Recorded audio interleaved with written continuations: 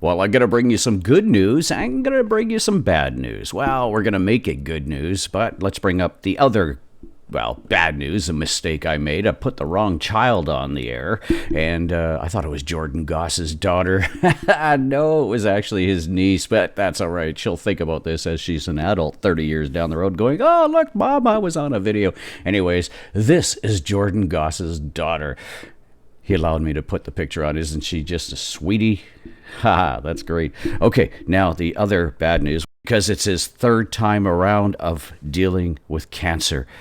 Oh, this poor guy, man, he's a trooper. William Hogkinson of Penticton. Third time around. Yeah, this is him. First time, extremely scared. Second time, I was really scared, but not as scared as I was the first time. And then right now, I'm not scared at all. A massive tumor on Will's kidney was first discovered after a tummy ache landed him in hospital in 2018. The tumor that was on his kidney was about the size of his lung. It was absolutely massive. The cancer likely went undetected for years and had already spread to his lungs. The family's world turned upside down in an instant. When something like this happens to you, you have to literally drop everything. And, your whole life stops. Will spent a year in treatment and underwent multiple operations, including the removal of a kidney. He had beat the odds, at least for a while, but Will's has since relapsed twice. A routine scan found an existing tumor in his lung tissue had quadrupled in size, and new lesions emerged. Very unexpected. It came back very fast. Now he's undergoing 2 more rounds of chemo followed by a major surgery. And while Wills and his parents are at BC Children's, their community back in Penticton is rallying to support them. Several local businesses are holding fundraisers to help cover travel, living, and medical expenses. Okanagan Barbers handing over $20,000 after a raffle draw. He's an outstanding, articulate, bright bundle of joy.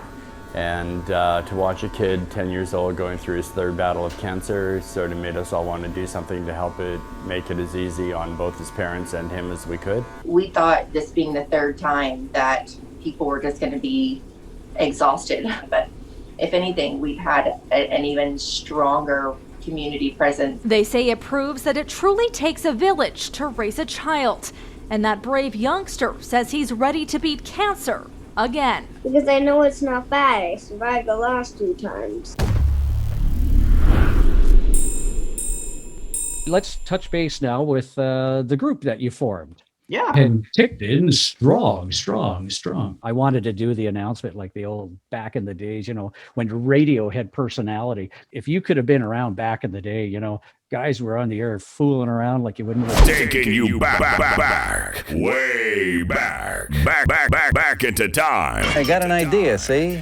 Oh, yeah? What's your idea? Radio and television. Great idea. Happy birthday! In stereo! This is Charlie Tuna on LA's only rock and roll radio station. The music station is 13 Wife, WIFE Indianapolis, ready to make you one of more than 1,000 winners. It's a little bit after 2 o'clock with Diane Shannon. Hi, would you like a job in the swinging, swirling world of radio broadcasting? You could be just like me. The enormous, but not too gaudy, 89. WLS, the Rock of Chicago, rules the Midwest. Tom Craig, WLS. Don't care what they do to me. I ain't never gonna give up. 6, let's go to the phones and see if anyone remembers Joey Reynolds. How about Detroit? Would you go to Detroit? No, I got off the plane there, and it says Detroit Terminal, and I believe it. I'm Brant Miller. You can go to the World's Fair with Fred Winston. You're not married, sir. Nobody would marry a man who talks like you. Yeah, I'll tell you what, baby. It's time to play the hittest game in the city, baby doll. I'm looking for the 100th caller. Radio. That's it. The rock and roll capital of the world. WMMS. CHR, and in other words, we give a lot of money away and play some real bad music. This sounds like Howard Stern, right? Please, I need this gig. I need the money. Big Jim Hall and my good buds, Kenny and Dolly. Thank God for kids with the Oak Ridge Boys in Crack Country. For those of you who enjoy a little static with your music and conversation, JJ will be segueing over to Studio E, where Fred Winston awaits his arrival. Couldn't I buy a ticket to the state police ball? And the officer said, I'm sorry, the state police don't have balls. I was one of those 80s DJs, you know, the cool music that the kids are playing now, right? Oh yeah, we were the ones that kind of set it off to, you know, rule the charts and whatnot, right? Michael Jackson, I hear on TikTok all the time going, I remember Michael Jackson when he was actually starting out. Like, little Michael, right? A, B, C. 1, 2, 3, one, right? two, You know? three, right? Yeah. And then, Billy Joel. I'm forgetting all the artists now, but those were the days. But I mean, how we announced it, you know, and it was really cool, you know, talk on the radio. We had personality. We didn't just announce the songs. We made up stuff. We were talking about the beaches, actually, you know, and we made up our own skits and talking about belly button radio. Can you imagine walking down the beach, blaring from your belly button? You know, it was just stupid skits that we made, right? You know, because it was trying to, you know, we came up with a bra that looked like guys can have fun with time. it, right? Oh, that's what we did. And we never got in trouble. But now the reason why they are structured the way they are is it's CRTC, you know, the Canadian Radio TV regulatory company that, you can't say that. That's offensive, you know. So, you really have to watch what you say on any form of media nowadays. Like right now, we're going to, you know, avoid politics and religion because it will offend people. Somebody, you know, Karen will actually complain and and then we're getting monitored. They won't shut us down. They'll monitor us and they'll look for a trait, right? So, but that's what happens, you know, in this. So I've chosen to take the route that I have. It's safe and it's fun. We get to learn about people, and I'm staying away from negativity. Mike's Moment, where the hits keep coming.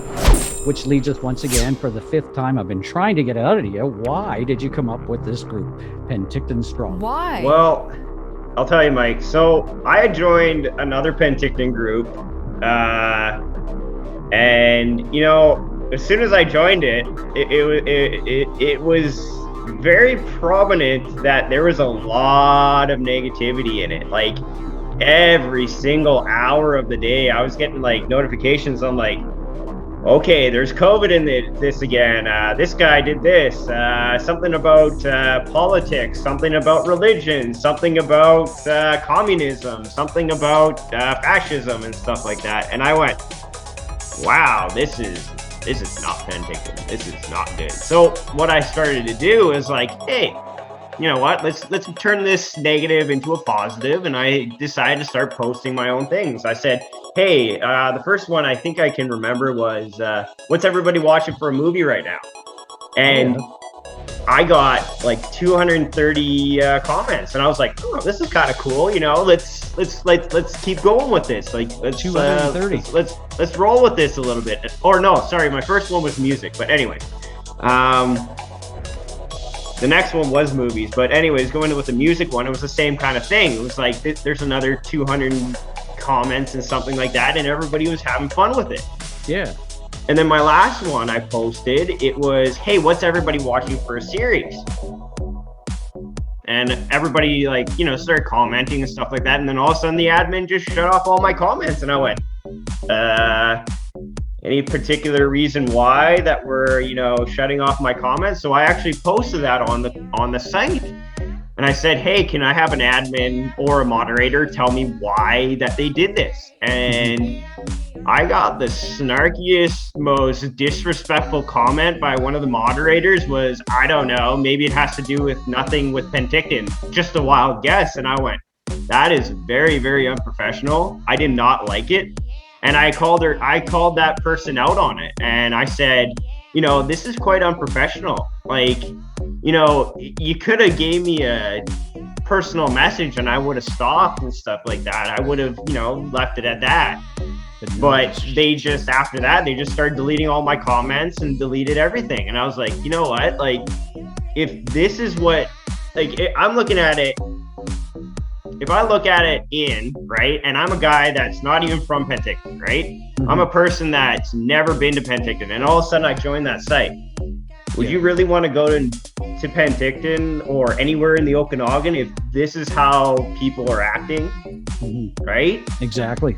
And it was very, what's the word I'm looking for? It was very like kind of gross in a way that, we have all this negativity. So I out of sheer spite almost, I had said, you know what? I'm going to make my own page. And I'm going to call it whatever I want. And then Penticton Strong just kind of came into my head. And I was like, you know what? Let's try it. Let's see what happens. I'm honest to God, did not think it was going to do anything. I didn't think it was going to do well. I didn't think anything of it. I thought, you know what? I'm going to try it. Why not? Right. Yeah. And so far I've been like, oh, okay, it's actually working. Oh, this is awesome. Right. It's growing nice. It's growing nicely. I have to admit. Yeah. So that's kind of like the real reason behind it. I just want to combat that negativity that we have in this town. And like I said, like not every, and you've said it too, like not everybody wants to hear that every day. Like they want to hear COVID related things. They want to hear political related things. They want to hear all this other stuff. And it's, for me, like, this is my way of combating it, right? I don't want to be like the guy that's like an influencer or whatever the hell they call it, or I just want to be the guy that then we'd have to start tries going, to change it. I'm not worthy. Yeah, exactly. I'm a regular guy like everybody else in this, just trying to make this town better. And I want to make this better, especially when COVID is done. Like when COVID is completely done, I really want to be able to say like, I helped bring this city back into his glory in a sense. And I want to be like, hey, like I'm kind of proud that I did that. But like I said, I'm the same as you. I'm the same as everybody else. I just want to help. Penticton Strong.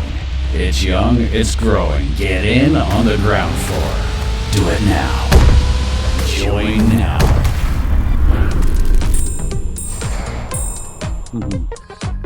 Yeah, bring people together in a positive way. Exactly. I think Cindy's doing a pretty good job. Oh, putting a bunch of stuff on there. Cindy's great. Cindy is absolutely great. She's quicker off the draw than I am. Sometimes I see those things on Castanet. I'm like, oh, I'm gonna post this. Cindy already did it. Damn it. Well, that's what you want. You want to monitor. And that's the thing. I want that. I want those discussions too, like in this town of like, how can we make this better? How can we, when this is over, can we get these local businesses back into the swing of things? Let's bring these people back up. Let's have a positive outlook, right? You know what I like is that you guys are actually putting stuff about, can I do it? Penticton. Right? Yeah, it's not about what's going on in the States. It's not about Trump. It's not about China and all the negative stuff. Of course. Right? It's about Penticton. And you're utilizing Castanet. It only gives them more publication and more exposure, right, by doing it. So I'm sure they don't mind, using, their newscasts and their news write-ups. Do you have future plans, or are you just kind of taking it day by day?